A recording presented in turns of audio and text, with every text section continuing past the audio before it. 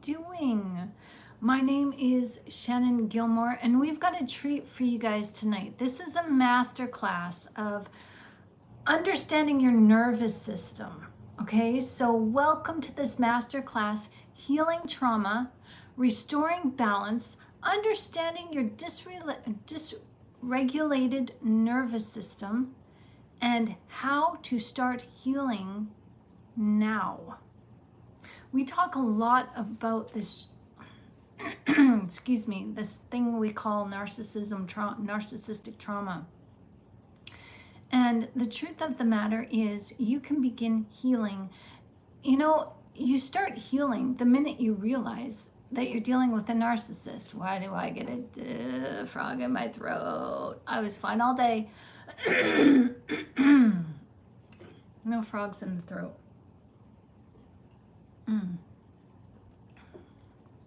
So you automatically begin the healing process as soon as you start realizing who you're dealing with, the narcissist. So welcome, because today we are deep diving into the world of the nervous system. The nervous system that the narcissist causes a dysregulated nervous system in you, and that's what you're dealing with.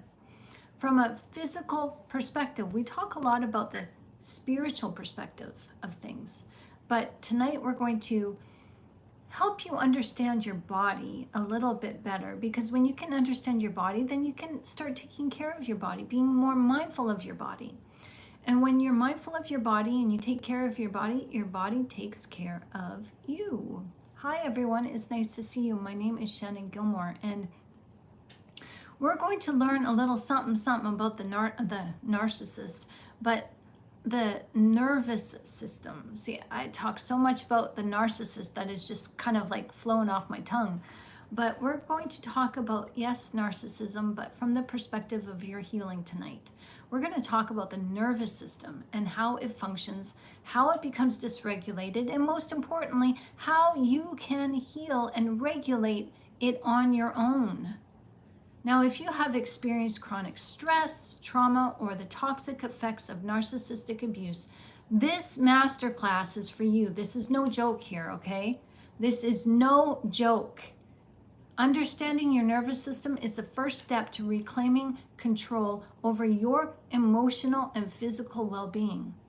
So by the end of this video, and we're gonna probably, I know it's late at night, we're gonna probably take longer than an hour. I'll try to be quick, but with this masterclass, you're gonna wanna tune in and you're gonna wanna take notes. So please save this video, okay? Because by the end of this video, by the end of this session, you are going to understand the science behind the nervous system regulation. You're going to identify signs of dysregulation. You're going to learn practical techniques to restore balance and resilience. And we talked about this earlier today and yesterday, but we're gonna bring it all into fruition here. You're going to explore controlled discomfort as also a method to strengthening your emotional resilience. So this is a free masterclass. I'm not putting this behind a paywall. This is a free masterclass for you. So if you would like to show your appreciation and your support, please see the link to the donation button through PayPal here in the description of this video, because your donations help to keep me here twice a day. We are here 1 in the afternoon, 1 o'clock in the afternoon Eastern Standard Time, and 10 o'clock in the evening Eastern Standard Time. So hi Ellie, it's nice to see you. Welcome. So this is a very important topic, and I wasn't sure if I should leave it for later or now, and I just, you know what, it needs to be said. So you guys need all the help that you can get, and you probably know this already, but maybe some of you guys don't. So you take what you want and leave the rest. You're not going to hurt my feelings any. So my name is Shannon Gilmore, and it is nice to see you on this video, and it's nice to see you here on this video channel. I hope that you find that what you are looking for as your healing is extremely important. Nobody should tell you how and what to do, so healing comes to you in your ways, what makes sense to you. And I hope this video channel makes a little bit of sense to you, as it's here for you, as you're going to have good days and not so good days, But all I can say is stay focused and keep moving forward. This particular masterclass, this particular video is to help you understand why you're feeling the ways that you do. And also, we're going to help you to feel the way that you want to feel as you learn to make healthy choices to take control of your body, mind, and spirit. We talk a lot about the ego on this channel and a lot of feelings and unwanted feelings and negative feelings and, you know, the heart and mind paradigm where they have to line up to make your house clean. You know, you've got to keep a tidy house because all of this, your heart, mind, and soul, your flesh, soul, body is the temple of God, right? So understanding the nervous system is really important, because if you've ever felt like you're constantly on edge, or if you've ever felt like you've been on edge at any time, confronted by somebody maybe like the narcissist, if you feel like you're just in survival mode or emotionally numb, you're not alone. The truth is, I'm going to say this right now, you're not broken, okay? You're not a mental case. You're not emotionally broken. And you don't even have brain damage. You know, that's such a negative word. Oh, narcissist trauma caused brain damage. No, I'm sorry. No.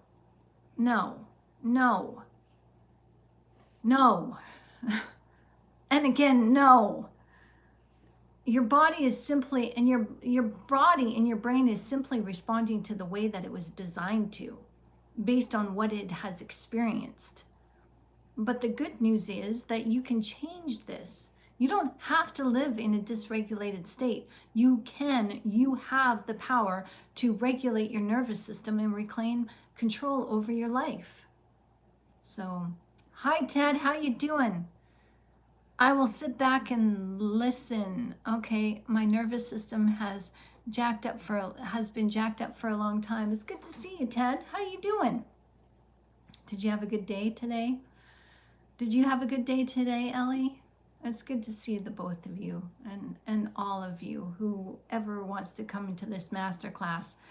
You know, I wanted to do the whiteboard, but I need practice with this. I still haven't figured this whiteboard thingy out because YouTube shows the, you know, backwards writing. So it's like, no. So you guys are just going to hear me talk, and I'll probably do a video on this, a whiteboard video, if you guys want to, just breaking it down in little bits, because this is going to be a long one, but it's a good one. It's a good one. It's a good one. Please pray for me and my employment search, my biggest struggle right now. Oh my goodness, dear. Okay, Lord, please help Ted find a job. Please help him with his employment, and please let him find the ideal space where he fits in and he is able to shine and work for you, God. Thank you, Jesus. Thank you for your help. It's done. It's done. May it come in your timing, and may you pleasantly surprise Ted with a job offer. Oh yeah. Those are coming too. Awesome. Thank you. Thank you, Lord. Okay, so let's get to this. Okay, so the reason why I say that you're not mentally handicapped, okay? Your body was made to function according to two perspectives. That's fear and love. This is regulated through your autonomic nervous system. Trauma has us focus on fear over love, as it is fear that helps us to champion through the trauma. But when the trauma is over, our bodies return to a state of calm, letting our brains know that we are safe. Ellie says, today was okay, good lessons throughout. Thank you, Shannon. How was your day? Pretty much the same. It was good. Lessons, you know, just can't stop thinking and just keep the lessons coming. You know, it's awesome. So thank you for asking. Okay, so trauma has us focus on fear. And this helps us to initially champion through the trauma.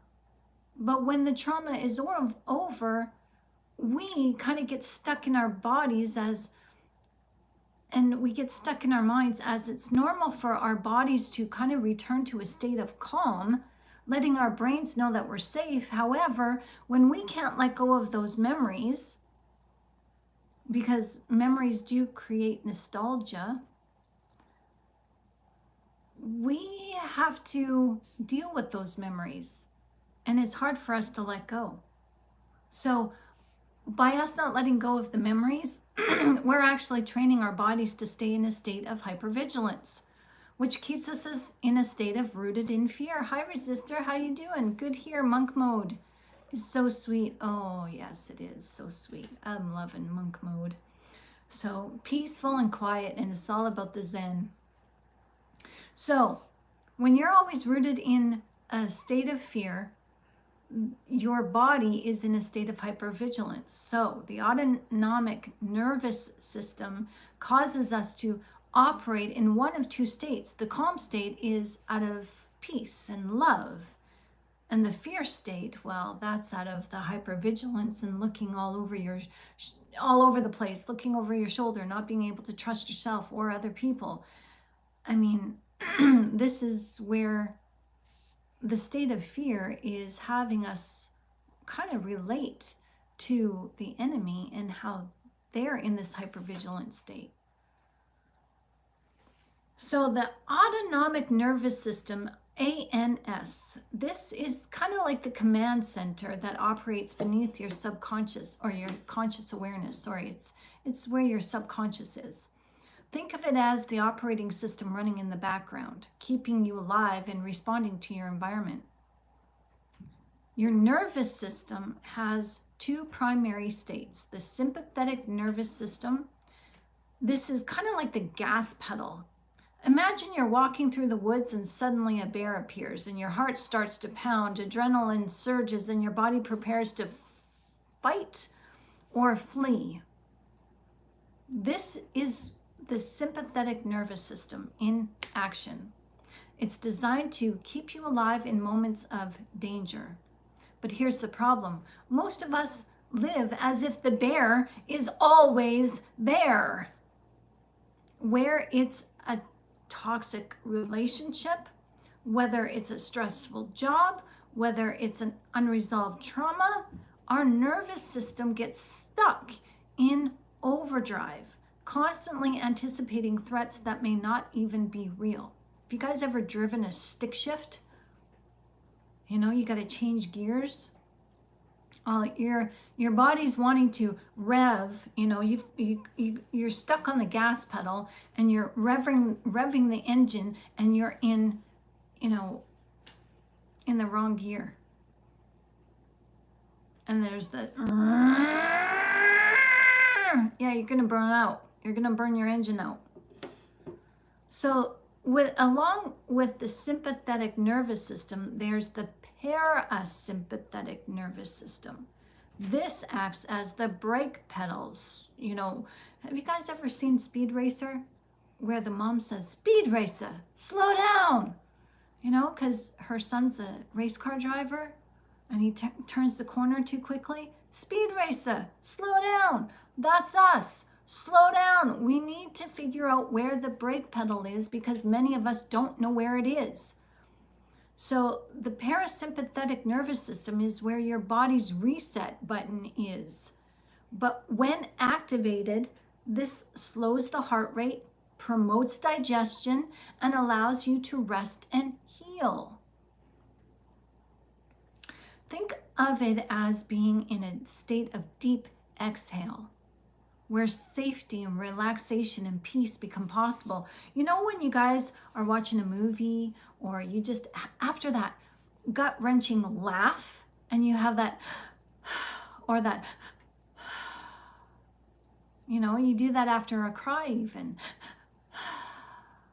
That's your parasympathetic nervous system kicking in and putting you in a state of calm.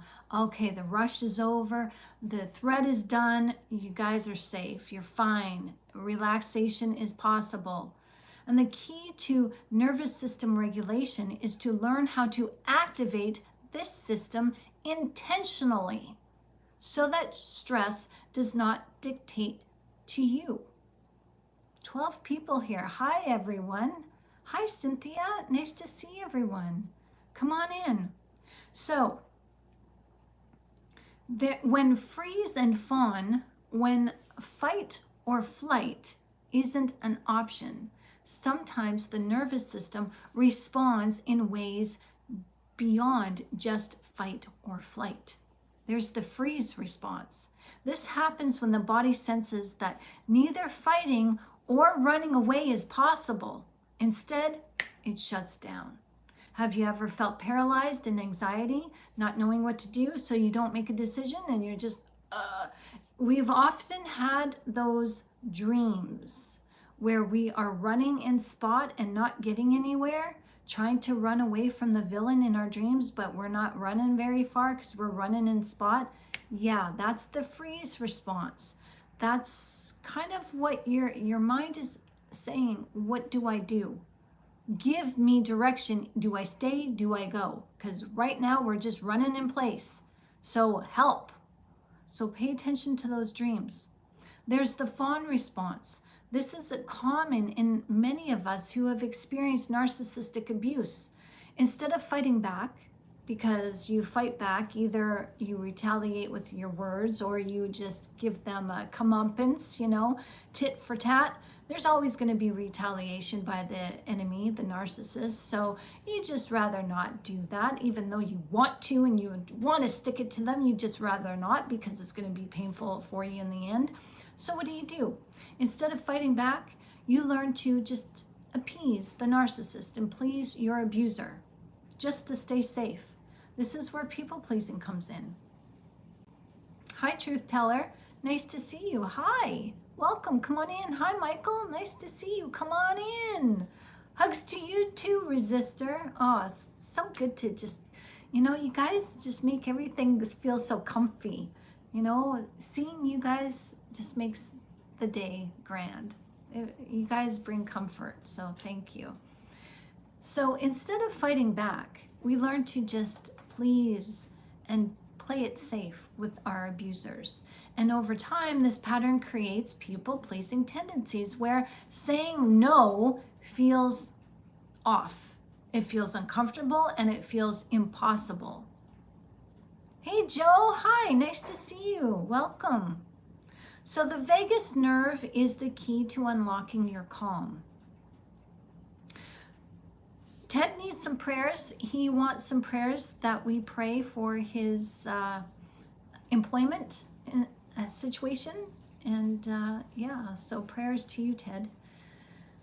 So the vagus nerve is your body's natural stress reliever. It's the longest cranial nerve in your body, running from your brainstem to your gut, and it plays a huge role in emotional regulation. When activated, the nervous system, or the vagus nerve, tells your body that you're safe. The vagus nerve is primarily associated with the alpha and theta brainwaves. You've got 5 brainwaves going on in your cranium that, go throughout your nervous system in your body. And the vagus nerve is primarily associated with the alpha and theta brainwaves. These are the states where you're just about going to sleep. And this is, you enter into the theta dream state, the alpha dream state, when you're meditating, when you're praying, when you're concentrating, when you're in the flow. This is the alpha state or the theta brainwave state. So your alpha and theta brainwaves play a crucial role in relaxation, emotional regulation, and the parasympathetic activation of calm. Yeah. So here's how it connects to different brainwaves. Your vagus nerve, how it connects to the alpha brainwaves. The alpha brainwaves are at 8 to 14 hertz. This is your relaxed, awakened state.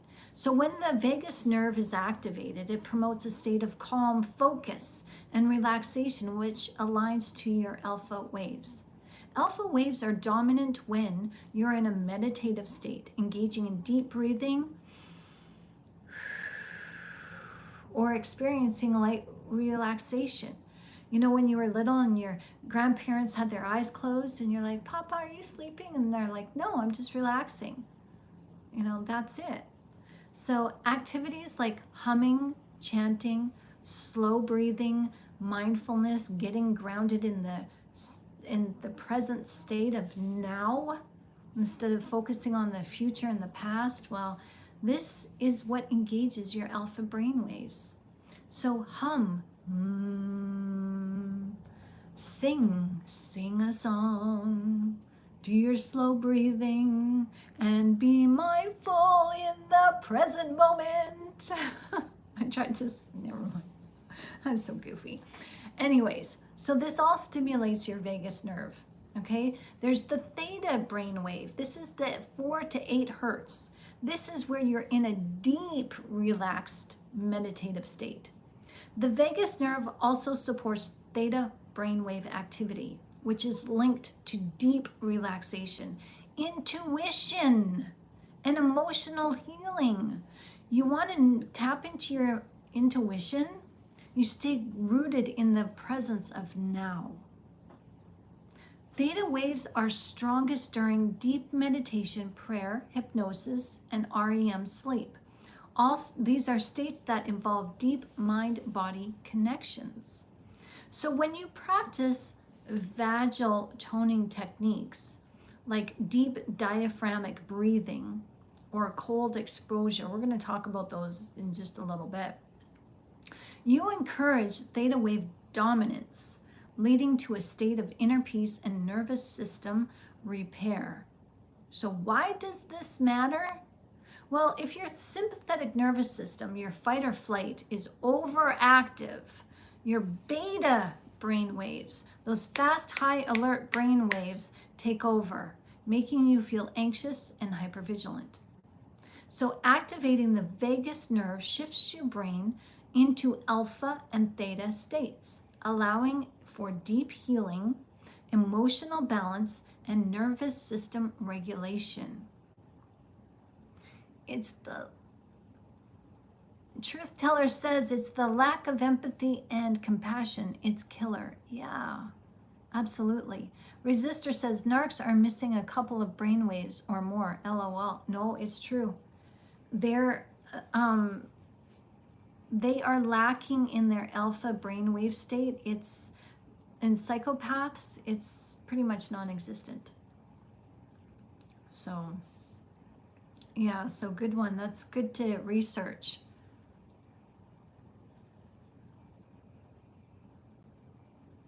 Truth teller says, I've refunded my no. I like that. I like that. I like that a lot. That needs to go on a t-shirt. I refund my no. Yes. So why does this matter? Because if your sympathetic nervous system is in the fight or flight stance, the overactive stance, your beta waves kick into high alert. And your alpha brain waves are where your vagus nerve is at, meaning that, this is the state of Zen. Like, if you guys don't meditate, I totally recommend it.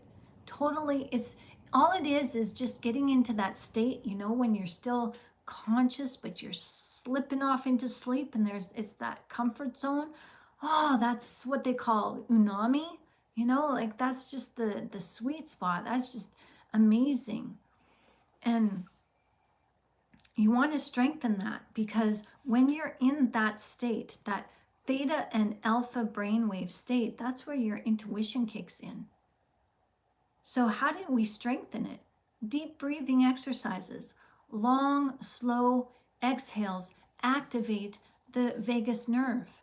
So try the 4-7-8 technique. Now you may not be able to do this right away, so try the 4-4-4 technique, then the 4-4-4-5 technique, then gradually move up to 4-6-7, and then the 4-7-8 technique. So you do what's best for you, but the longer you allow your inhales and exhales, the slower your heartbeat becomes, and the more relaxed you become, because you're basically telling your brain and your body that you're safe. Like there is no worry of threat whatsoever. So Take long, slow inhales. Inhale for 4 seconds and exhale for 4 seconds. Just try that for a while. And this deep breathing, if you're not used to it, please don't do it while you're standing or even sitting, because you might feel lightheaded. Okay? So Joe says, I go into monk mode every day by the Mori River near where I'm at right now. Oh, that sounds so lovely. That sounds so nice. I wonder what feeling safe is. Oh, well, you have to feel safe in your own body to feel safe in your environment, Ellie. So try some breathing exercises. You don't have to just become aware of your breathing, because most often our breathing is shallow. When you're worried, when you're in doubt. So just take a pause, take a moment just to relax and control your breathing. And it might feel uncomfortable, but how you can practice this is when you're going to sleep. Just when you're going to bed and falling off to sleep, just take a few moments to measure your breathing and see if you can't control it. And when you can control it, that's when you are on the right path, as you are now in control of telling your body and your brain, no, we're going to sleep, we're relaxed, we're good. So yeah, so that might help you. So deep breathing is one way to strengthen your vagus nerve and your parasympathetic nervous system. Humming, singing, or chanting. Vibrations from your voice stimulate the vagus nerve and promote relaxation. So this afternoon I shared with you at the end of the video the dream that I had where the enemy silenced my voice. Well, this is telling me my parasympathetic nervous system needs some upkeep. So yeah, so when you put your hand on your chest, or even on your right here at your voice box right here, you put your hand here, your palm here, and you feel yourself talk, you feel that vibration, it goes up your hand and up your arm, you know, it feels soothing to just to hear yourself or feel yourself talk. Talking puts your vagus nerve in a state of calm relaxation. So belly breathing naturally occurs during calm and relaxation. Absolutely, belly breathing. That's right, breathe from your diaphragm. Visualize a balloon in your tummy that you are slowly filling and emptying with air. Absolutely. During stress, our breath comes from our chest, very rapid. That's right. Thank you, Truth Teller. Thank you very much for that. So it's about hijacking what naturally occurs and training yourself to have it as a tool in your survival tool belt. Thank you. Absolutely. That's right. So cold exposure is another way. Splashing cold water on your face or taking a brief cold shower helps to reset the nervous system. Boo. I don't like cold showers, but I like swimming in the cold ocean. So many people feel like their body has betrayed them, stuck in anxiety, exhaustion, or emotional meltdown. But what if we just reframed that perspective? What if instead of your body working against you, it has actually been trying to protect you all along? Your nervous system isn't broken. You're not broken. You're not damaged goods. It simply has adapted to the experiences that you've had. And that means that you have the power to rewire it. By understanding how it works, you are already taking the first step towards healing. So now I want us to quickly move forward and explore what happens when the nervous system becomes dysregulated. And more importantly, how can we bring it back into balance? So now that we know how the nervous system operates, how it protects us, how it adapts, and how it holds the key to our well-being, What happens when this finely tuned system goes off balance? Ooh, goes rogue. Oh gosh, well, what happens when your body gets stuck in survival mode, unable to return to a state of calm? Your whole life is in upheaval, topsy-turvy, like nothing seems right. Everything seems to be going wrong. So when this happens, this is what is called nervous system dysregulation, where you can't think straight, you can't make conscious decisions, you're reacting emotionally, you're just reacting, and you can't find it calm and peace. You're always hyper vigilant, looking over your shoulder. What's going to happen next? Like you just don't know up from down. So if you've ever felt like your emotions are on that roller coaster, oh yeah, you're constantly on edge, you're wired but exhausted, you can't sleep but you're tired, but you try to go to bed and you're boing, wide awake. Yeah, you're not broken. This is just a natural response as your nervous system has simply adapted to stress in ways that no longer serve you. So dysregulation is living in a state of survival.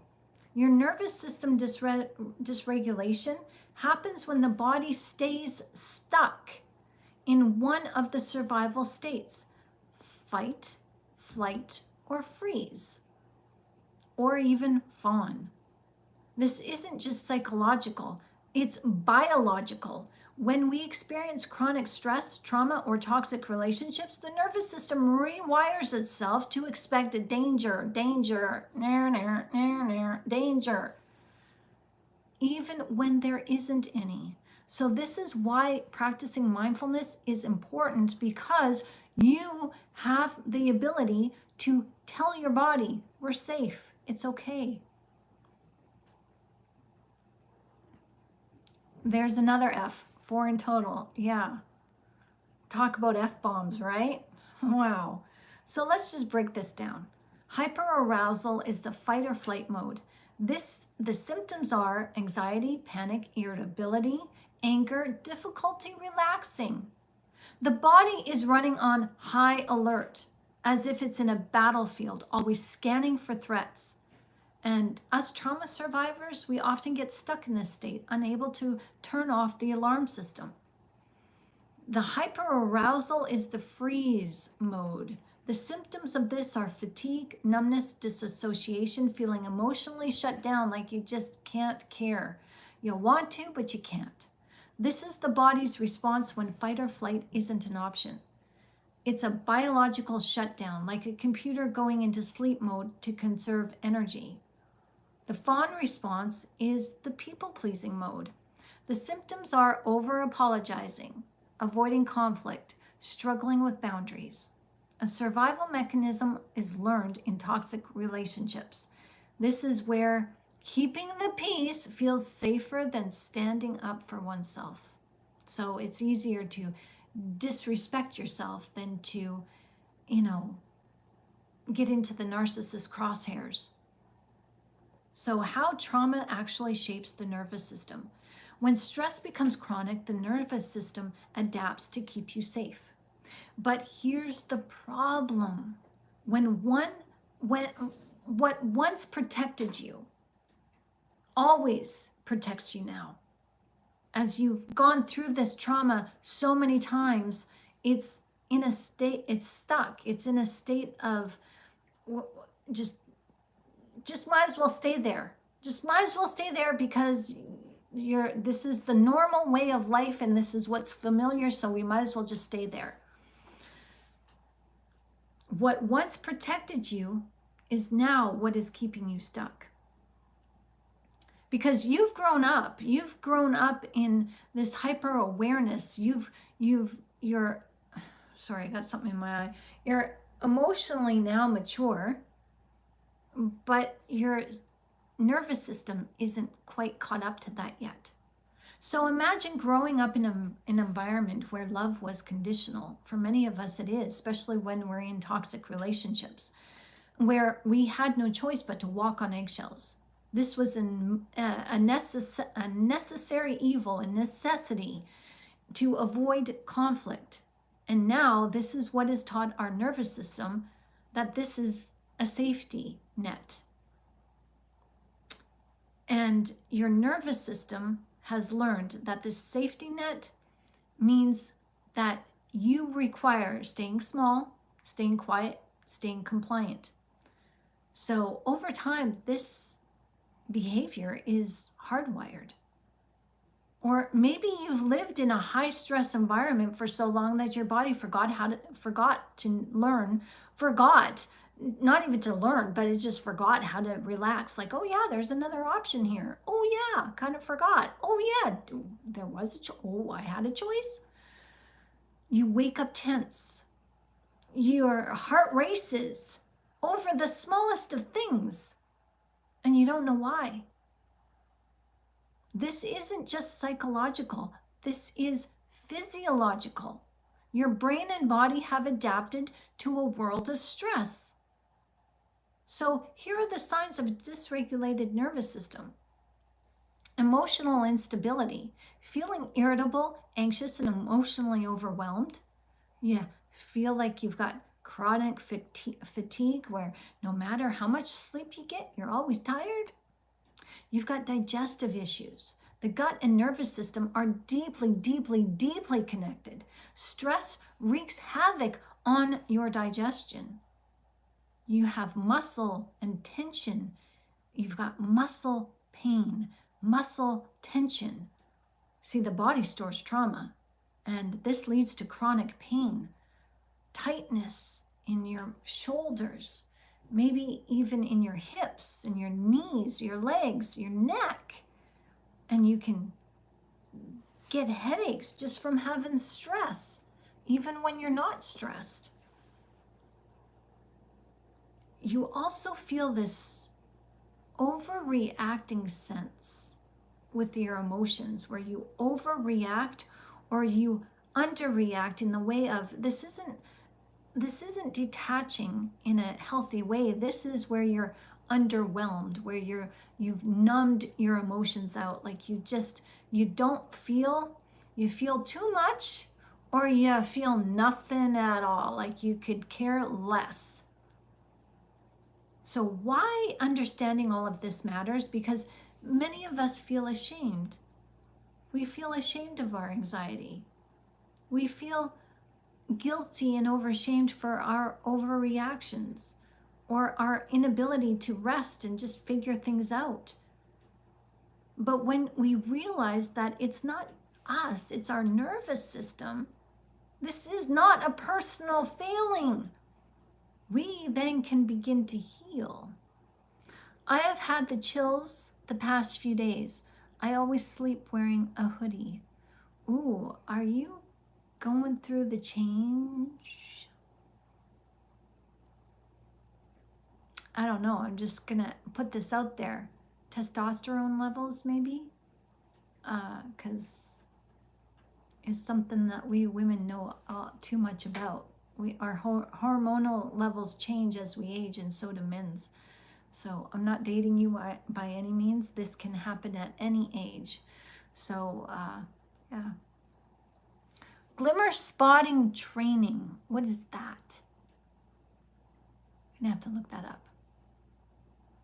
Sophia says, after the year 2008, my fight and flight has no more since then. If I'm in any danger, I literally freeze, either freeze in terror or fear. And no matter the situation, my body won't run or fight, just frozen. Wow. Wow.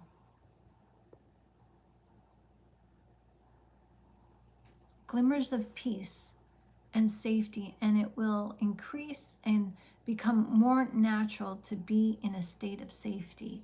Oh, I see what you're saying. I'm sorry, I was just catching in on the conversation at the wrong time. I'm sorry. So yeah, I get what you're saying now. Yeah, okay. So back to this. All right. So realize that your body isn't working against you, it's working for you. And when you're in that freeze or fight or flight, when you can recognize it, you can tell your body, it's okay. We're safe. It's okay. You have the ability to do that. You are responsible for this body. Your body is on loaner from God. So you are allowed to talk to your body.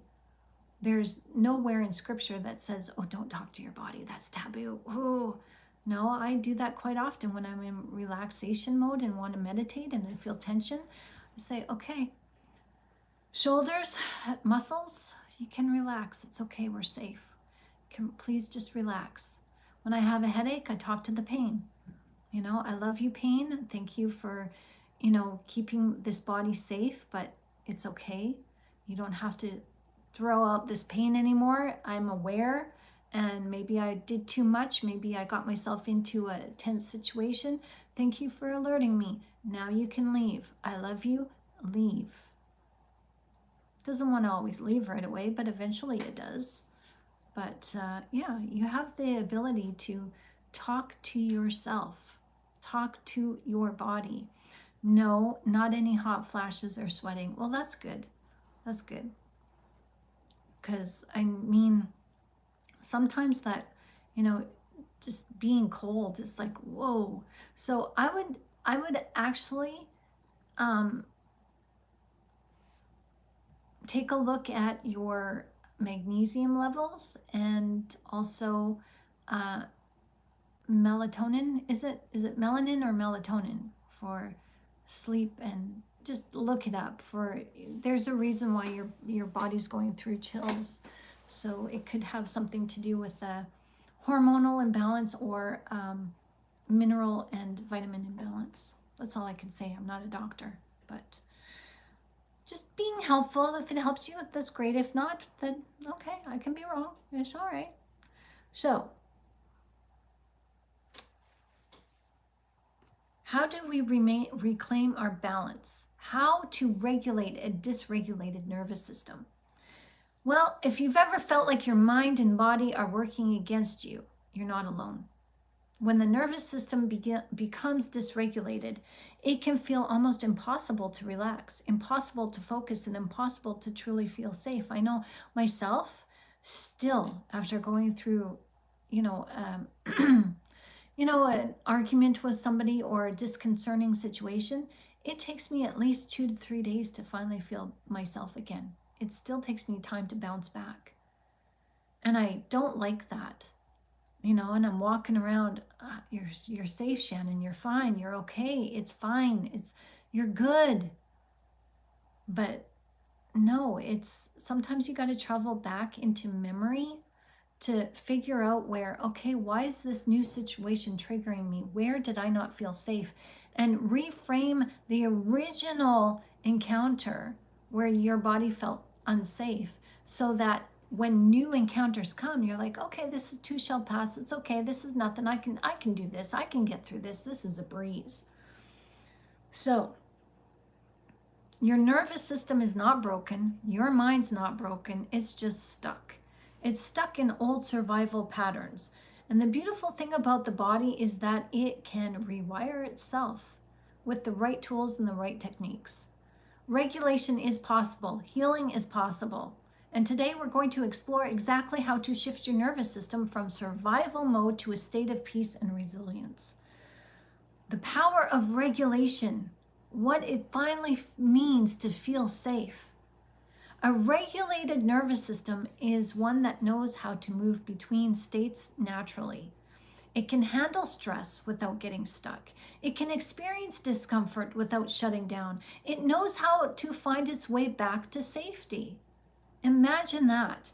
Imagine getting there. That feeling can happen. Imagine a time when you felt completely at ease. Maybe it was a moment of laughter with a friend, a peaceful walk in nature, or simply being curled up in bed with a good book, or your phone in your hand watching a good movie.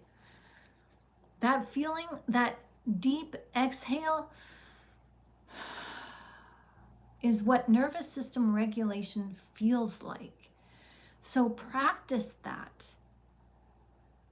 Yeah, when you're at work, your state of being alone when nobody's around you, or your break, your coffee break, smoke break, lunch break, take time to just reacquaint yourself with that feeling again. Tell your nervous system it's okay to have that deep sigh. It's the foundation of emotional resilience, mental clarity, and physical well-being. You can train your body, and being mindful of this sigh is the beginning of it. So the techniques to bring your nervous system back into balance is breathe. Your breath work is your built-in regulator. One of the fastest ways to shift your nervous system is through breath. When we're anxious, stressed, and overwhelmed, our breathing becomes shallow and rapid, sending signals to the brain that we're in danger. By intentionally slowing down the breath, we activate the parasympathetic nervous system, and we tell the brain, you're safe to relax. So try this. Inhale deeply through your nose for the count of 4. Hold for 4 counts. And exhale for 4. Repeat this for a few minutes. You can actually slow it even more.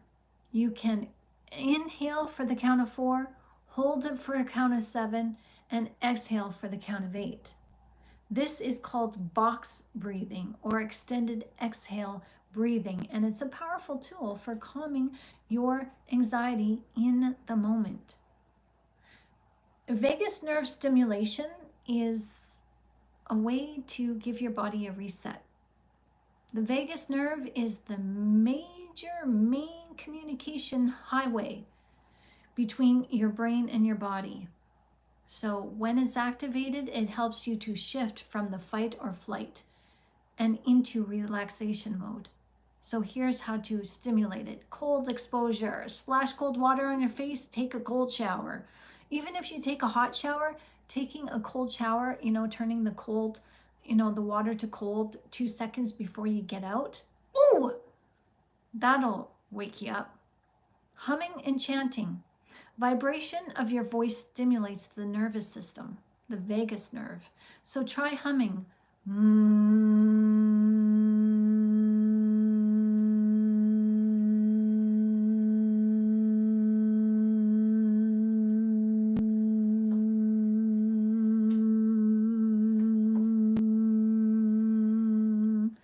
You'll feel your brain start to vibrate. Oh my gosh. Wow. What a feeling. Vagus nerve. I'm all about the vagus. It ain't pretty after the show. It ain't pretty when the pretty leaves you with no place to go. Yeah, you guys know that song. Dirty Vegas. Yeah. In Excess. Good tunes. So another one to regulate your vagus or stimulate your vagus nerve is to gargle with water. A simple gargling noise. This activates the vagus nerve and shifts your state. So gargle, gargle. Another way to engage your parasympathetic nervous system is to get into movement and stress. Thanks for the loves. Hey, you do. No humming for you, Riz. My crowns will fall out if I hum, LOL. Oh my goodness. Okay, well, sing. Listen to binaural beats. Listen to the om sound. That'll work too. Listening to different kinds of frequencies will help. So movement and shaking off the stress. This is why in school, I'm gonna move back here. In school, we had these little silly songs that the teacher would teach us. Do your ears hang low? Do they wobble to and fro? Can you tie 'em in a knot? Can you tie 'em in a bow? Can you throw 'em over your shoulder like a continental soldier? Do your ears hang low? It was all to get rid of the stress. You know, Father Abraham had 7 sons, you guys know that song? Okay, what about, you do the hokey pokey and you turn yourself around. That's what it's all about. These songs were to get us tuned in, to relax and tune into our parasympathetic nervous system. So try it. Try dancing. Go dance with your broom. Who's gonna know? You know? Go do the waltz. You know? Just go do it. Just have fun. Go shake off the stress. Gotta shake, shake, shake out the blues away. Shake, shake. I don't know that song. I kind of remember it, but you know, there's a song that, you know, you gotta shake, shake, shake out the blues away. Shake, shake, shake out the blues away. You know, it's just like just little fun little kid songs. Just do it. Just you know. Have you ever seen an animal shake off a stressful encounter? There's a video going around YouTube about a polar bear that was tranquilized, and he's kind of going in, looks like convulsions as the tranquilizer wears off. And this is the nervous system realigning itself. It's the polar bear is actually discharging built up stress, and we can do that too. We do that through somatic breath work. If you guys have ever heard of that, we talked about it on the videos here before, and I do want to do a somatic breath work. I think I'm going to have it in our membership tier because, you know, it looks weird when you see other people do it. It looks like, you know, somebody's possessed, you know, because they're shaking around and they're crying. But this is shaking. I can only attribute to when your body goes into shock, okay? And your body goes into shock and you start shaking. Have you ever had that? For me, I did. When I gave birth to my 4th child, I was hemorrhaging really bad and I started going into shock. And my legs were like shaking and I couldn't stop them. I tried and I couldn't stop them. And they were just shaking. That's your nervous system going all out of whack there. Your nervous system is trying to regulate the stress. And I also had that happen to me when I was in a very scary situation, when I was observing cryptid, or what people call Bigfoot, Sasquatch. I saw this creature with my own eyes, and I'm standing there outside and my legs started shaking. And I felt like I was going to buckle and fall down. And I'm just like, no, you know, I had to be quiet. It's like, I'm trying to tell my knees, stop knocking, you know, stop shaking. Because I wasn't scared, but I was apprehensive. I was like, don't you dare turn around because you're going to see me looking at you. And I'm like, do not make a sound because this creature could see you or hear you and turn around and you're dead meat. Like, there's no way I could outrun it. So, I mean, so those 2 instances, and then another instance I remember where I had broken up with this narcissist, and he wouldn't take no for an answer. He wouldn't accept that we had been broken up. And so he called me and we had an argument on the phone, and this argument made my legs just shake so bad. Like I was just like, my body was just like in panic mode. Like, what do I do? What do I do? Like, oh my gosh, I was so fearful. And I can only attribute to all of this with childhood trauma, where I feel the trauma in my legs, in my thighs.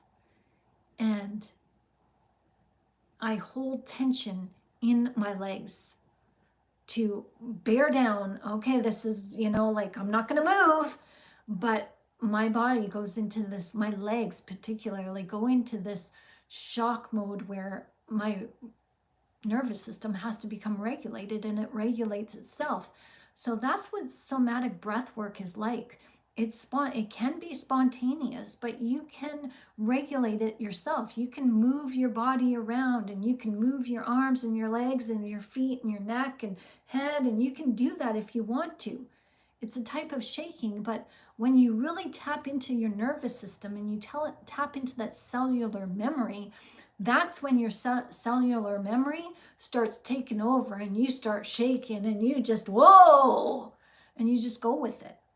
So shake your arms, shake your legs. Just all it takes is like 30 seconds. That's it. Jump up and down. Do jumping jacks, Let your body move freely. This helps release trapped energy. Can't do an audience or speechless. I freeze. Oh, yeah. Okay, speeches. Yeah. Try talking to yourself in the mirror or recording yourself with your phone. That will help. So all of this shaking releases trapped energy and brings your nervous system back into balance. Now, there's also a grounding or anchoring technique, which we've talked a lot about on this video channel. Anchoring yourself in the present moment. When the mind is racing, the body is overwhelmed, and grounding techniques can bring you back to the present moment of here and now. And that's the 5, 4, 3, 2, 1 technique. 5 things that you can see. Look for 4 things that you can touch, 3 things that you can hear, 2 things that you can smell, and 1 thing you can taste. This shifts your focus from fear and into the here and now. Talk to yourself. Absolutely, you're not talking to yourself. You're one with God who is in you. Okay, let me tell you guys something. We're going to do a video on this, but right now, your self-awareness has never been created, and it can never be destroyed. The illusion is that the self-awareness is you separated from the oneness or the Godhead. Okay? So your self-awareness is God posing as somebody other than God, you, who has your specific name. And when you start bringing your self-awareness back into alignment with God, that's what this Bible is for. You're still identified in your human form as your name, just like Jesus is identified in his human form as Jesus, because he was and always will be spirit, but he took on flesh. And when he took on flesh, he took on the name Jesus. However, his name isn't just Jesus. Before he took on flesh, he was known as the Word. The Word of God, who was with God in the beginning, who is God. Yeah. So understand this, that you have Jesus inside of you. The light is in you. And the big delusion, the big delusion that we've been living is that our self-awareness is ours. And our self-awareness was created by our mommy and daddies at conception. No, that self-awareness, that light gets transcended from person to person to person to person. And that self-awareness just keeps hiding behind a different person with a different name. But that self-awareness is the light inside of you, who is Jesus. So you can talk to yourself because you're not going crazy. You're talking to the light. The light is a sentient being. Where do you think knowledge comes from? Knowledge comes from the light. So talk to the light. That's why we structure our water. We talk to the water. We say, thank you, water, because spirit is in the water. This was yesterday's video about the spirit being in the water. And you are 97% water. You can talk to your cells. You can talk to your muscles. You can talk to your brain. Talk to your cerebral spinal fluid that holds consciousness. Talk to your body. Talk to your spirit. Talk. That's how God said, let there be light, and there was light. Nothing got done by God being silent. You want things done in your life? Start talking to yourself, telling yourself, you already do in your mind, oh, I'm such an idiot. Oh, I'm such a schmuck. I'm such a loser. I can't do anything. I'll never amount to that. Oh, I can't get the girl. No, I can't get the guy. No, I'm such a failure. No, you're talking to yourself negatively all the time in your brain. When you say things like that in your head, you're still talking to yourself. Life and death is in the power of the tongue. And when you're talking to yourself, you're hearing your own voice. You're still using the spiritual tongue. So stop talking negatively to yourself and say, yeah, you know what? I may not have the information to, pass this test right now, but you know what? I can study for it. I can ready myself to take this test so that I can pass this exam and pass this grade at school, or get my degree, or, even get a job promotion. Talk to yourself. Speak kind things to yourself. Speak it. Listen to the sound of your voice. I talk sometimes like Jesus is sitting in the chair, and I use him as a therapist, and I talk. And I was just like, what do you think about that, God? And I'll hear my voice, and I'll be like, oh yeah, okay, because I said it, because there's emotion attached to it, this is what I need to work on. God, can you help me work on this, please? Thank you. Thank you for addressing this, God. Thank you for helping me. And doing this work, this mirror work, where you look at yourself in the eyes, like using your phone is not going to work. You need to look at yourself in the eyes. So if you're looking at yourself in your camera, you see your picture, you see the video of yourself, and you're looking, but you're not looking at your eyes. You got to look at the camera to look at your eyes. And so it doesn't work. See, my eyes are right here, or here, okay? My eyes are here.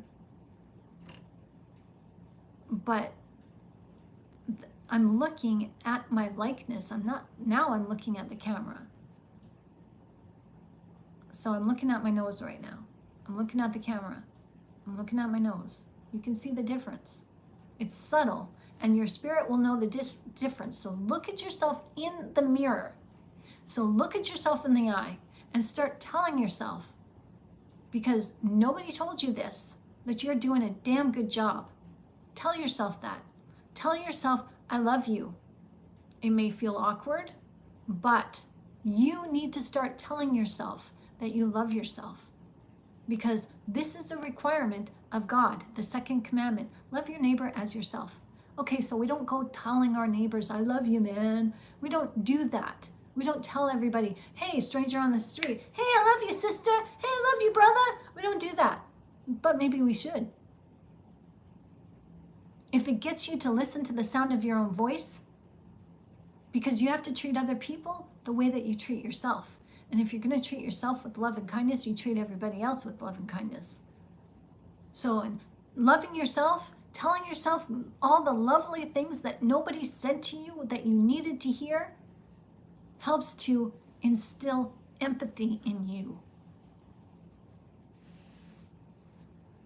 So try it. You got nothing to lose. Nobody's going to know. Nobody's going to know. Who's going to know except for you and God and your angels? Are they going to tell? No. Nobody's going to know. And, often, okay, with crisis outreach, when I was doing my training, even in drama, we were taught to practice how to communicate, practice scenarios of what could go wrong on the crisis outreach phone lines. Somebody phones in and says, hey, I'm suicidal, and we're going to talk them through it. We were taught to record ourselves, record our voices, look at ourselves in the mirror, and practice. That's how people practice, talking in front of the public. When they have to put on a play or they have to do a speech, they practice in front of the mirror so that they can see their demeanor, so that they can hear the tonality of their voice. And whatever you feel comfortable with, like if you can be comfortable looking at yourself and seeing that you look okay. You know, there's nothing wrong with you. You don't look dorky. You don't look silly. You don't look geeky. You just look normal. You look presentable and you look confident. You look like you know your stuff. So if you feel confident with yourself in front of a mirror, you're going to take that confidence in front of other people, and you're just going to look at, you're going to look at one person. That's what we were taught in drama class, to look at one person in the crowd, focus on them for a while until you feel comfortable, and then start looking at the crowd. So, and there's the joke where if you're in front of an audience, picture your audience all naked. That was meant to be funny, but it's not funny. It's, it really isn't. Because it's, it invades people's privacy. You don't want somebody looking at you like that, do you? No. So don't do it. Don't just look at somebody's shoes, or look at their knees, or look at their forehead in the crowd. If you're uncomfortable looking at somebody in the eye, just look at their hair, like the top of their head or their forehead. Just find, look at their shoulder or whatever. Just make sure that you're looking at somebody. Because when you know that that particular person you're talking to one person instead of a crowd, that makes the stress a little bit less. Because we can always talk to somebody. I mean, sometimes it is difficult having one-on-one conversations, but it's easier. It's something that we're used to. So here's something that I didn't really know that you could do in healing yourself of trauma. This is called controlled discomfort for resilience training.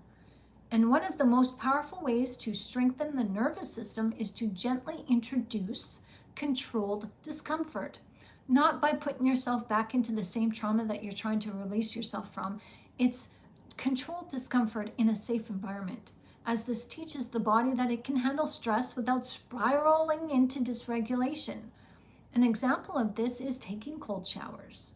This builds stress resilience and activates the vagus nerve. Breath holds, holding your breath briefly. Can you do it for a minute?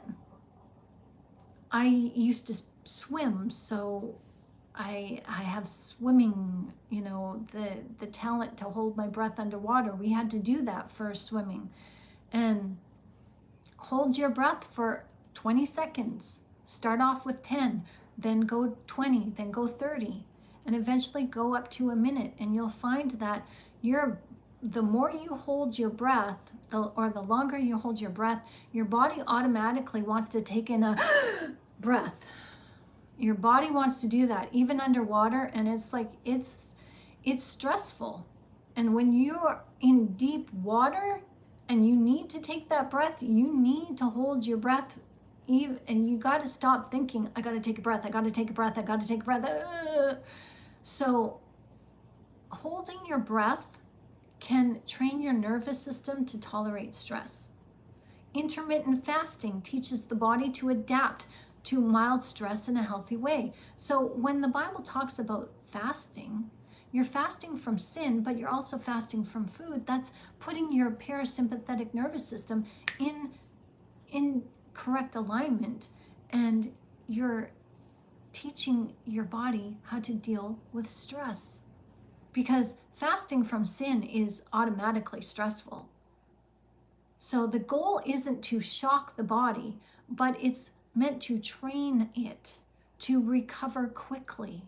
And this is how we build resilience. So regulating the nervous system isn't about fixing yourself. It's about learning to work with your body instead of against it. Work with what you got. Learn to accept. And don't accept that your body's broken. Don't accept that your mind is, dysfunctional, that you're brain damaged. No, you're not. So you used to swim too, Ellie? That's awesome. That's great. So my mirror shows me mostly beard. Can't see much anything else. Resistor, come on, work with me here. Dude, you can still hear your voice. You can still see your eyes. You smile with your eyes, right? So smile with your eyes at yourself. Listen to the way you speak to yourself. Look at your body language in the mirror.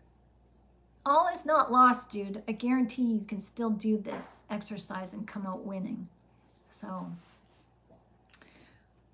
you are meant to live in freedom, fully, freely, and fearlessly. You're not meant to live in survival mode all the time. So here's to building lasting emotional resilience. We're almost done here. I tried to, talk through this very quickly because I know it's late. You guys want to get off to bed. So emotional resilience isn't something that can be built up overnight. It's practice.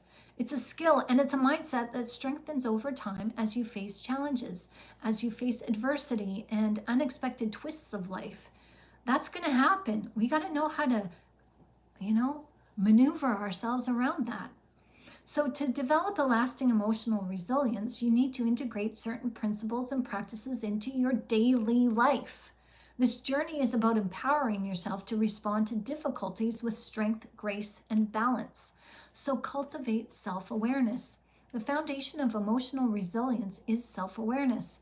Take the time to understand your emotions, your triggers, and when you can identify what affects you, you then begin to create space to choose the way you respond. Okay? Rather than acting on impulse, you get to choose. Self-awareness gives you the power to manage your emotions effectively, even in high-pressure situations. Regular practices like journaling, meditation, or simply taking a few moments of quiet reflection can deepen your awareness and enhance your emotional intelligence. It's about emotional maturity. Develop a growth mindset. A growth mindset is crucial to resilience. It's the belief that challenges and opportunities for growth are not obstacles. They may be challenges, but they're not obstacles, and they're there for you to help you grow and learn. When you face difficulties, instead of seeing them as setbacks, view them as stepping stones for personal development. Embrace the idea that your abilities, your emotions, and responses can evolve through effort and learning. You can change if you want to. You're not stuck.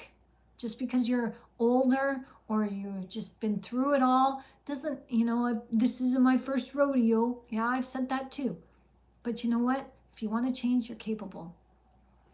So having the growth mindset helps you to reframe your trauma and make it into a positive. Because a growth mindset is about non-judging. Do not judge what you see. Do not judge what you experience. That's what got us into the trouble in the first place, by judging the trauma, and now we're hanging on to it.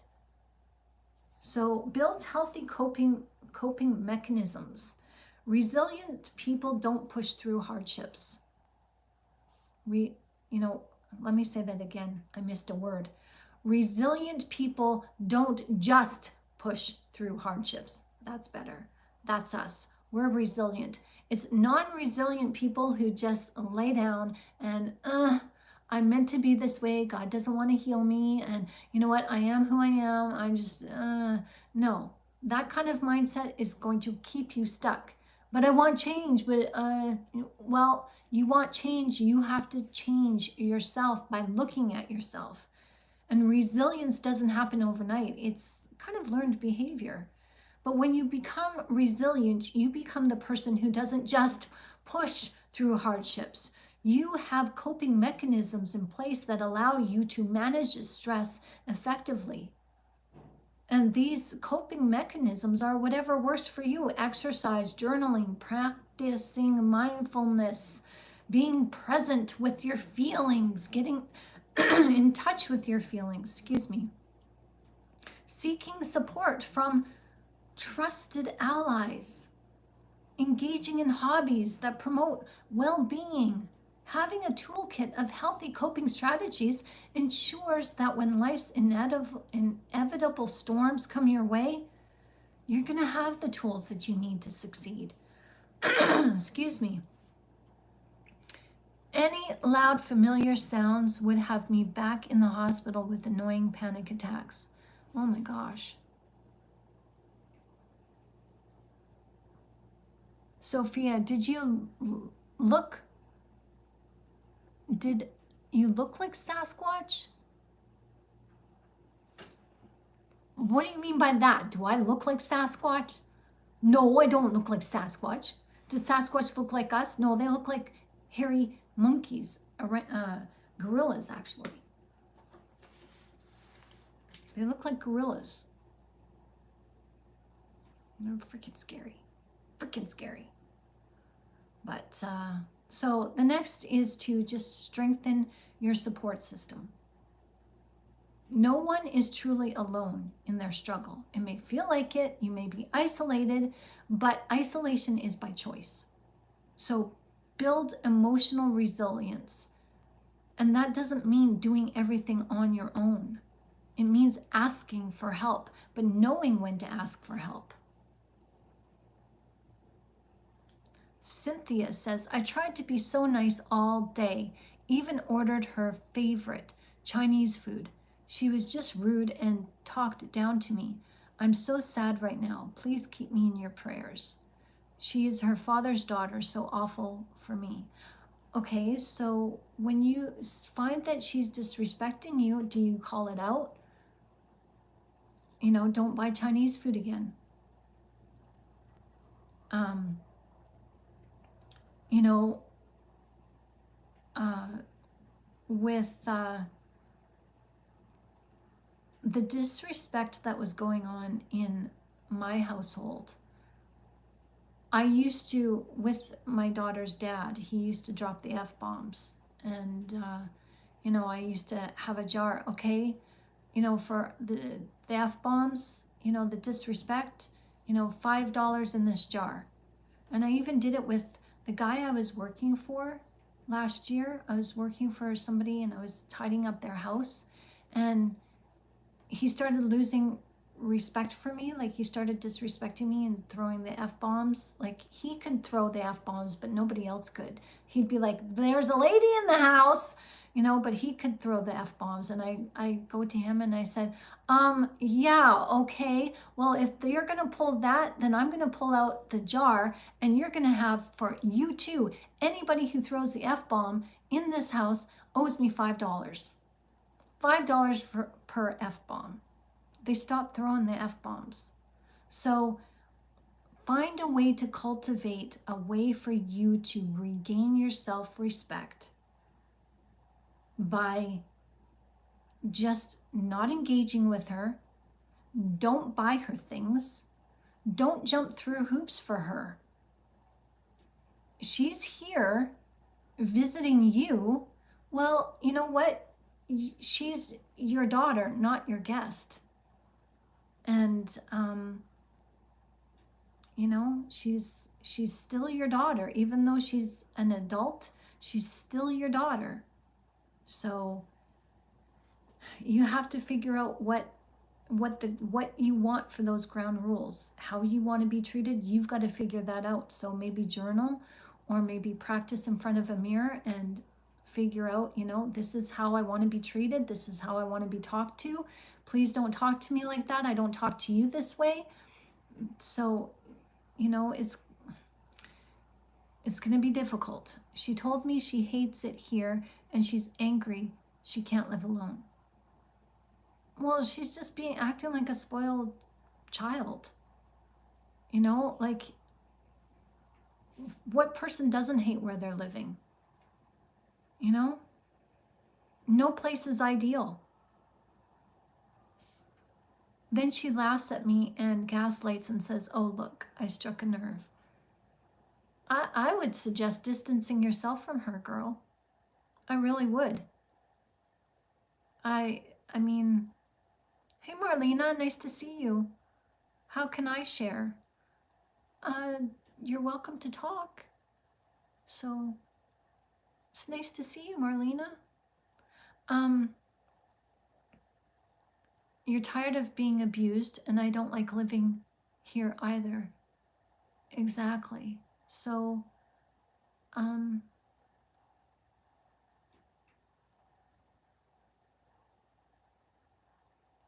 no consequences can be made. Okay.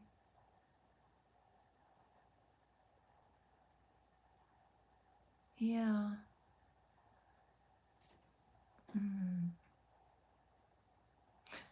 You know, I would just say, Cynthia, to just distance yourself from her and spend a little as time with her as possible. You know, I mean, I know you want to, you know, spend time with your daughter, but if it's harming you, then that's, you know, that's not fair. That's not fair to you. That's not fair to you. She saw and knows her father abuses me. Probably no respect for me. Yeah. I don't know. I would have to say that, you know, let her come to you and just make yourself scarce and just keep the boundary of distance. Don't talk to her about things that matter to you. Just keep it superficial. Like, keep the talk superficial. Like, hi, how was your day? You going out tonight? Or, you know, do you have plans tonight or whatever? And if she's going to get upset about you asking about her plans, you know what? Don't even ask. Just say, have a good night. You know, I'm going to go do whatever. Have a good night.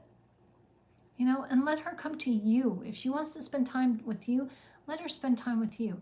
And, you know, when you guys are in the kitchen together or whatever, don't even make small talk. Just stay in your thoughts, stay grounded in you, and just unload the dishwasher, do what you need to do in silence. You know, just go monk mode.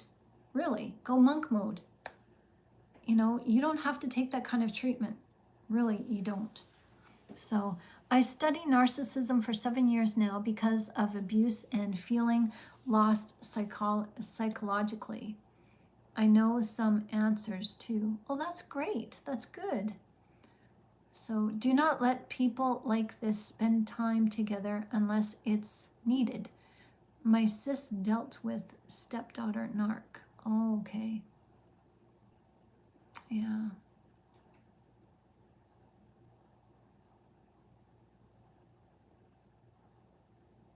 So strengthen your support system. Start asking for help if you need it. No man is an island. Embrace self-compassion. Resilience doesn't mean suppressing vulnerability and ignoring your pain. It's about acknowledging your struggles without judgment and showing yourself kindness. So this is where mirror work comes in. Look at your pain and say, you know what?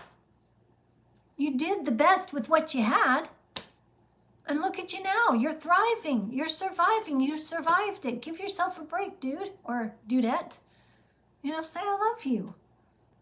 Frick, if I was on the only person in this world, I'm glad that if I was the only person in this world, and say this to yourself in the mirror, if I was the only person left in this world, I'm glad that it would be in this moment of now, because I have my inner child and my inner light to thank. As I have all this accumulated knowledge, I know I would be able to survive. I know I'm a survivor. I can survive anything. Start telling yourself that. Create healthy boundaries. Cultivate gratitude and reframe things to gain a new perspective. Gratitude is a powerful tool for shifting your mindset. When you focus on what is good in your life, even during adversity, and even using that adversity as a tool for turning it around. Adversity is beneficial to you, whether you think it or not. It absolutely is. It's a necessity. You can't get to where you're going without having adversity. You have to be challenged. You have to be strengthened. You have to gain those skills, those inner skills. you learn to build and cultivate lasting emotional resilience, as this is a part of your inner growth, and you learn so much about yourself in the process. You learn to bounce back. You learn to really understand what life is all about and what the problems in your life are trying to show you about you. And you know, when you do all these things and you turn to the Bible, because the Bible is also a very powerful tool in fostering emotional resilience by providing spiritual guidance and comfort and wisdom that help individuals like yourself navigate life's challenges. Here's how the Bible itself promotes emotional resilience. It promotes trust in God's sovereignty. The Bible encourages believers to trust in God's control over all circumstances, even when life is chaotic. Scriptures like Romans 8:28 ensure that all things work together for good for those who love God. Ooh. So our troubles and tribulations, our trials, they all work together for the greater good. Because we follow God, we get to turn this around. God uses these struggles to build us up. But for the enemy, the struggles they go through are taking them down. God provides comfort in times of trouble. The Bible is full of scriptures. Go look in your back of your concordance and write the scriptures down, the reference. Psalms chapter 34 verse 18 says, "The Lord is close to the brokenhearted and saves those who are crushed in spirit." This reassures us that we are never alone in our suffering, and God is near those who are hurting. Oh, he's just a prayer away. He's as close as his name. Lord. He's like, yep, you called me? Lord, help. That's it. Lord, please help. That's it. And he's like, what can I help you with, my dear child? I need help with this math test. I need help with this, whatever it is. I need help in my relationships. I need help with me. I need help with my faith. God will gladly help you.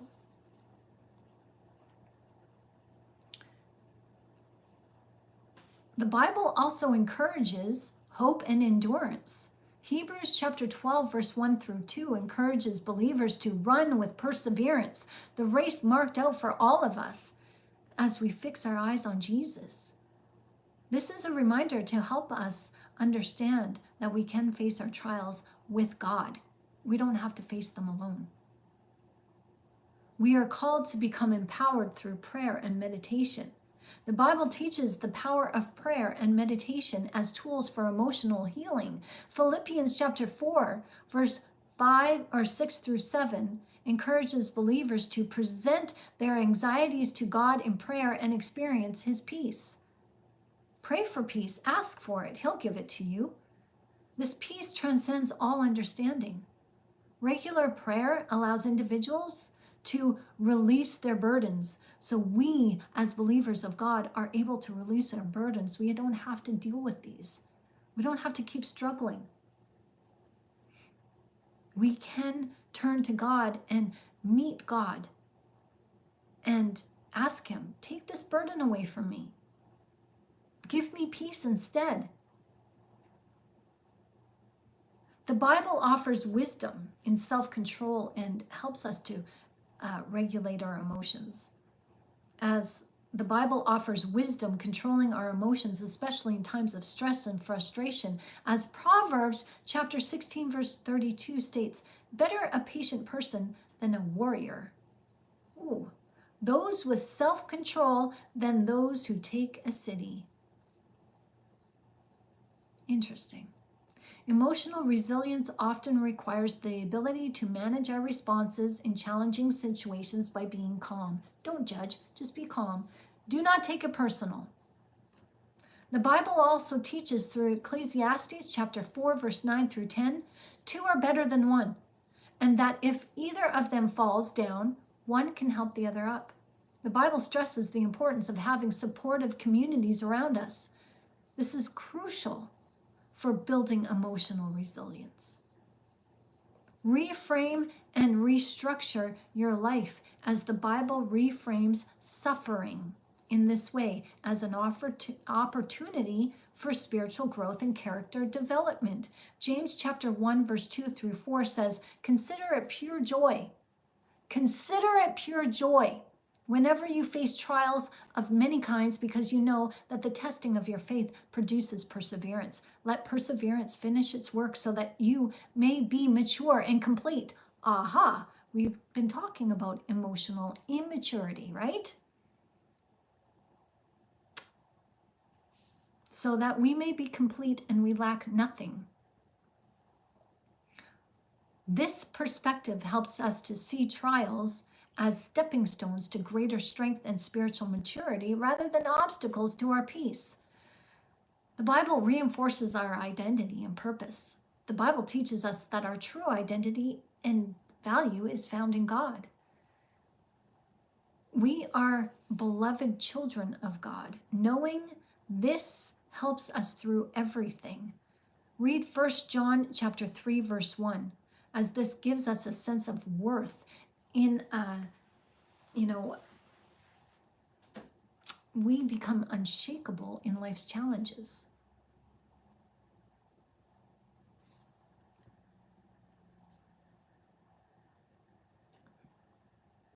Just reading your comments.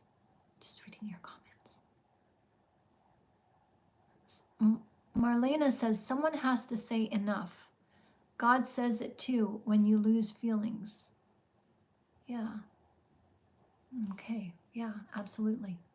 So, the Bible promotes forgiveness and letting go of past hurts. Ephesians chapter 4, verse 31 through 32 says, "Get rid of all bitterness, rage, and anger. Be kind and compassionate to one another, forgiving each other just as Christ God forgave you." That's a hard pill to swallow, but once you start regulating your nervous system, then you just automatically learn to let things go. So the Bible is a wellspring of wisdom, encouragement, and spiritual truths that help nurture emotional resilience. Through trusting God's sovereignty, finding comfort in His presence, embracing hope, and learning to endure and forgive, we develop a strong, resilient spirit that can withstand life's challenges. By aligning our hearts and minds with biblical principles, we grow in emotional strength grounded in deep assurance that we are never alone in our struggles. We will get through. We can, we will, we must. So as we close this session, this master class, I hope you guys have seen and can put all of this stuff into practice, that it isn't easy healing, but once you understand how you can start to heal, it becomes that much easier. As you put the steps in place day by day, by day, by day, by day, it just gets easier. And soon enough, it just becomes like your regular habit to just start breathing and to keep grounded in the moment of now and just do things that foster your own resilience. So understanding the dysregulated nervous system and the steps that you can take to restore balance, remember that journey is a journey worth taking. It's personal, it's ongoing, but it's transformative. Your nervous system is the foundation of your physical and emotional well-being. And when it's out of sync, it affects everything. It affects your thoughts, your emotions, your behavior, your interactions with people and the world around you. The power to restore balance is within you. By practicing these techniques that we went through tonight in this video, will help you. And don't look for results right away. In some practices you will, but in others, you're going to return to the status quo. You're going to return to what is familiar in you, and you have to be vigilant and be mindful and say, oh, okay, I'm in the state of fear right now, and I'm thinking fearful thoughts. Okay, let me ground myself. It's as easy as that. And as you move forward in your life, approach this process with patience and compassion for yourself. You're doing a good job. You really are. Healing is not linear. There's going to be ups and downs. There's going to be twists and turns. But stay consistent and stay mindful with intention. And you're going to see those shifts that you desire. You truly will. Just trust the process and trust in your ability to heal. You can heal. You will heal. You want this bad enough? You will do it. You're tenacious enough. So thank you for joining me on today's masterclass in this journey. May you walk away with the tools and insights that you need to restore your balance. Embrace your journey, embrace yourself, and live in love for yourself. So thank you, everyone. And no, you're not alone. No one's alone. Marlena, I was broken crying for so long, 5 years each week, at least 3 times, and I'm not emotional. I had to wake up as the Lord wills. My nervous system is out of sync, big time, trying to heal now. Good for you. Well, it's nice to see you, Marlena. You're welcome here anytime. Hi, SK, how you doing? Something I have had a hard time trying to grasp is to forgive. What is a healthy way to set boundaries after, and what limit can those boundaries reach? Well, if you want to set boundaries for somebody, you have to first set boundaries for yourself. Know what it is that you like and don't like. Know what it is that you will tolerate and won't tolerate. So basically, understand your moral compass. And this, how you understand this is to do things for yourself. Sometimes you have to put yourself first. Sometimes you have to spend time alone with yourself, doing things for yourself. Get in touch with what your likes and dislikes are, you know? And then you can start to build up this boundary for other people. And, you know, you'll be tolerant to some degree, but you know, you can say to the person, you know, I let that indiscretion go once, but it happened the second time, and I'm going to give you this warning. If it happens again, the disrespect, if you disrespect me one more time, you will leave me with no choice but to leave the room or leave this conversation or never talk to you again. You get to decide what the consequences are, but you have to follow through with those consequences. So, you know, forgiveness, that's another thing altogether. But forgiveness is achievable, as for the Lord, that's a requirement. Because we want to think that we are better than the narcissist. Are we? Sure, we don't go undermining people. We're not malicious with people. We don't go and do things to hurt people. Okay, sure, we're not a narcissist to other people. We get that. But in unpacking our trauma and learning to forgive ourselves, that's the number one thing. We have to learn to forgive ourselves, because if we can't forgive ourselves, we can't forgive others. And if we can't forgive others, we can't forgive ourselves. And that's one thing in this channel that we are learning, is that we haven't been a narcissist to other people, but we certainly are narcissists, as we've been narcissists to ourselves. We've ignored ourselves. We've pretended that we are somebody that we're not, simply because we don't know who we are. So it's important for you to get on this boat of self-discovery. Understand who you are as a human being, but also as a spiritual being. And learn to forgive yourself. Learn to look at your ego and not have any judgment towards your past mistakes or the past wrongs that you've committed against yourself and other people. That was me then. This is me now. This is most important. Who you are right now is the most important individual in the room. Who you are now. You can't go back to the past and relive the past and be that same person. That person's gone. That person's dead and gone. And who you are now matters. And you can only change who you are now to change your future. So who you are now is the most important person in the room, and who you are right now is perfect. Honestly, you're perfect. And how do I know this? Because I'm not judging you. All I know is for the person who you are now. And I know you as a fellow believer in Christ Jesus. So that's all I need to know.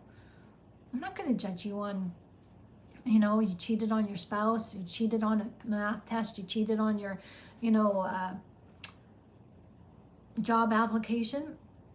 That's not my business. It's not my business to know what you think about me. And it's not your business to know what I think about you. And it's not my business to correct you. It's God's business to correct you. It's my business to accept you so that you are able to accept who you once were. Because if I can accept you now, then you will be able to accept you who you are now. And it's most important for you to accept who you are now, but you can't do that until you start accepting who you once were. And so to forgive somebody else, you need to forgive yourself. So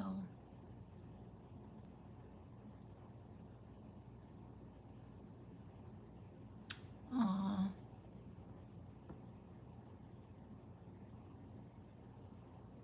No, you're not alone, Marlena. You're welcome here anytime. We're here for you. So, okay.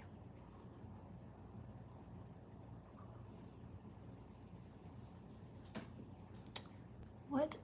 Okay.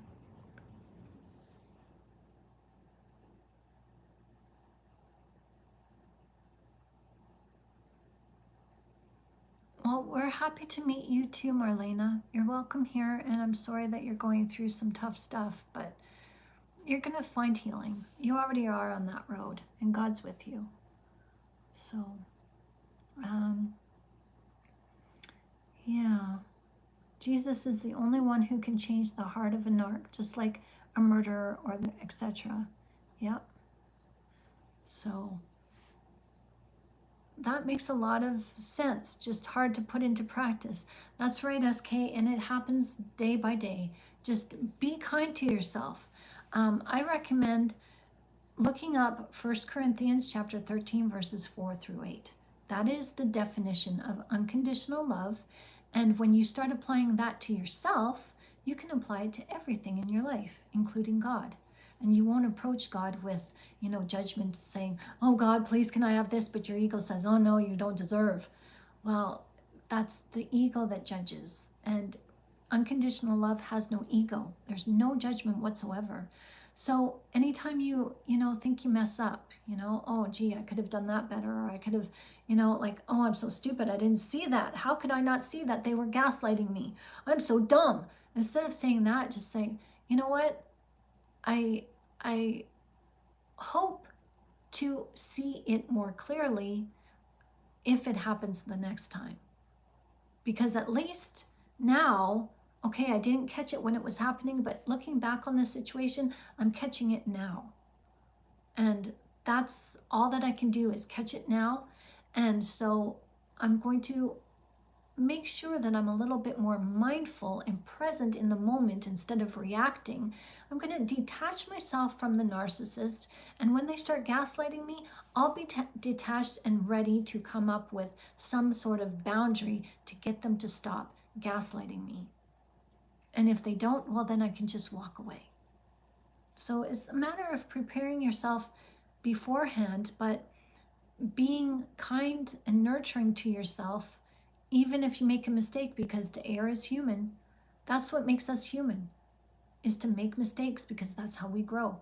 And I'm going to leave this with you guys, that some of you guys already know this, but there was a time where I said to Jesus, I called out, I looked up at the night sky and I said, the more I reach for your cloak, the more I feel like I'm failing you.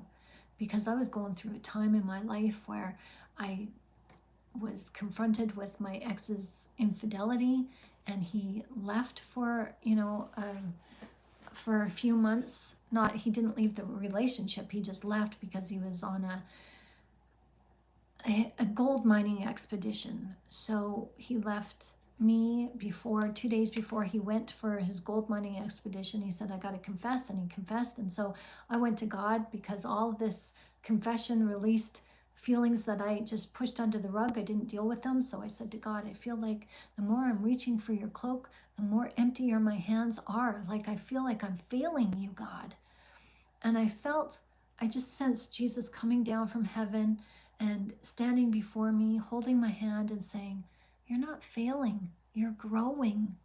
And that was all I needed to hear. And that got me out of my depression. And I wiped my eyes and I went back into the house, and I just like, okay, let's do this. Let's make dinner. Let's get on with it. And so I share that with you, because a lot of times we feel like we're failing, and we're not. We're growing. We have to make mistakes. And it's important to reframe those mistakes as saying, okay, how did this mistake come about for bettering myself and bettering my life? Like, what is this mistake? What is this? I'm judging this bad thing, but is it really bad if it's helping me? How can it help me? How can this bad relationship help me? How can this bad thing help me to grow? How can this bad thing help me to be better and do better? So it's all about reframing and seeing the challenge is to see it from a different perspective, because the enemy wants us to see everything from a negative perspective. But when we start seeing everything from a positive perspective, the negativity disappears. Just as I'm sitting, the concept of standing is disappeared until I decide to stand again. That's the way we roll. We are run on the fundamentals of opposites. And if you are thinking about positivity, you cannot think about negativity. It's impossible. You can't think about these two concepts at the same time. So focus yourself on reframing the bad and changing it into a good. How is this for my betterment? How can this help me? This looks bad, but how can I be challenged through it? What is this situation trying to show me? What is hanging on to my trauma right now? What is it trying to show me? What am I not letting go of? What is it in me that still needs to learn and grow? So it's brain or sound like your own voice. It's not. Oh, what are you? Okay, I'm reading Marlena's comment.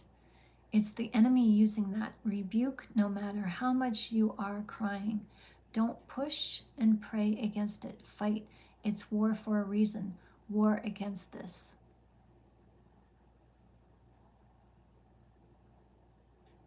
That's how you responded to his infidelity? No, I didn't. If you're talking to me, Cynthia, no, I didn't say, how can I reframe this? No, his infidelity had me, I was like so depressed. I was questioning everything.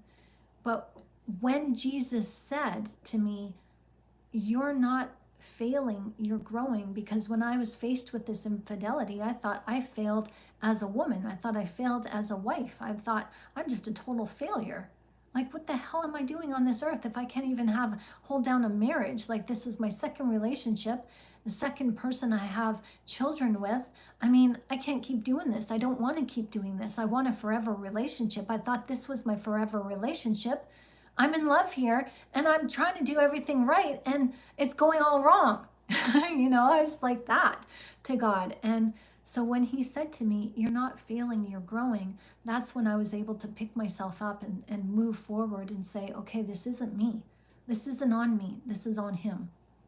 And that's when I realized that I couldn't turn to my ex for help, because he was, every time I tried to reach out to him and try to talk about what happened and talk about his infidelity, he just like, you're trying to fight with me. And I was just like, no. So I turned to Jesus and I allowed Jesus to heal me of that. So that's how I dealt with it. I did a lot of crying, a lot of walking the farm, walking the property and the farm, a lot of crying on my Muggs's shoulder, you know, wrapping my arms around my dog and just crying and talking to God and just working it out with him. So that's how I dealt with it. So anyways, guys, it's nearing 12 o'clock. I'm going to say goodnight. Thank you for staying with me for 2 hours in this video. I appreciate it, and I hope this masterclass will help you. You know, you're welcome to download it. You're welcome to revisit it, take notes, take what you can from it, learn from it, and ditch the rest if you have to. But I hope that this masterclass will really help you to set you in the right direction with God's help and hope that healing is for you. You don't have to live with the trauma for, you know, 10 years. Like, it's only meant to last a few months, you know, and you don't have to walk the desert place wandering around trying to figure out how to heal, when to heal, jump through this hoop and that modality. And no, it's once you realize that it's your nervous system. This is a spiritual thing. Your nervous system is what is tapped into and tuned into the spirit. This is your spirit nature, and this is how you tap back into your spirit nature and align your spirit nature with goodness and grace. So thank you, everyone. Thank you for showing up tonight, and I trust and I believe that you guys will have a wonderful sleep. God bless you, and I hope to see you here tomorrow at 1 o'clock in the afternoon. God bless, and thank you, everyone. And if you guys want to support this channel, for those of you who are here or coming late to this video and watching the recording of this video, I do take donations through PayPal. That's how we stay alive and thriving on this channel. I'm here twice a day, once at 1 o'clock in the afternoon and 10 o'clock in the evening, Eastern Standard Time. And every video that we do is different. It's not a repeat. So we'd love to have you. We'd love to see you. So God bless. Sweet dreams. Have a good night. I love you all. Thank you for showing up. And yeah, my email is in the description of this video. So it's PayPal.me. It's PayPal.me/helpfromshan. The PayPal link is in the description of this video. And if you can't find it, just scoop me off an email and I'll send you my PayPal link. But thank you very much for considering donating. I appreciate that. Loves to you guys, everyone, and I will see you back here tomorrow at 1 o'clock in the afternoon. Good night, and God bless, and sweet dreams. Mwah. Good night.